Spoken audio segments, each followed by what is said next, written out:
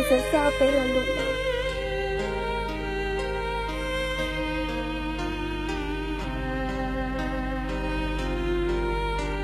Cô chỉ có hai chuyện có là lúc đó. Từ nhà ta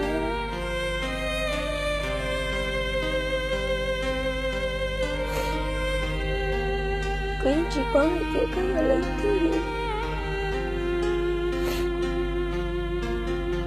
Để cô bỏ có nhà đó yêu thương. Cô bỏ cô trên địa có thực tự. Ấy có hiểu lấy thức. Cô sẽ cho nên sợ nhẹ. Sợ lấy sợ tụ trở hơi yêu thương. Quan tử sự. Cho cô lúc sẽ chìm bố. Tất kỳ nói. Cô lỡ bỏ có nhà trời yêu thương. Cô có cô. Ấy có hiểu lấy thương nhẹ. Thảo cô bỏ cô. Cô lỡ xe đừng bỏ hay đi. Nhưng bỏ ngọt triển nó. Nó được của tao chỉ đâu có lỡ có muốn.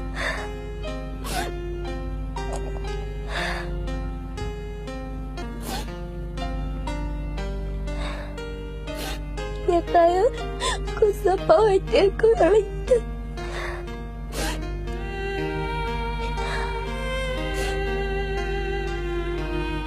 Cô sẽ bỏ hai tiếng.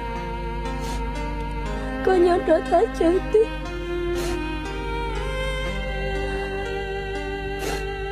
Cô chỉ bỏ hai tiếng cô đã lấy thức.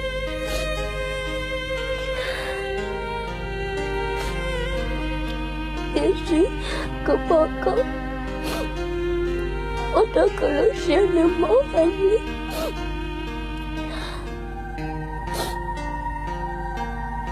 Thảo cô bỏ con cô. Có muốn chỉ tao kể. Ở đó cô lỡ xe. Nếu máu ra tại ra tôi.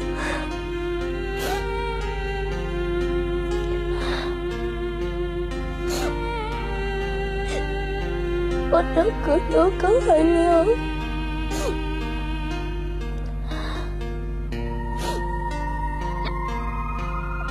Chưa chào.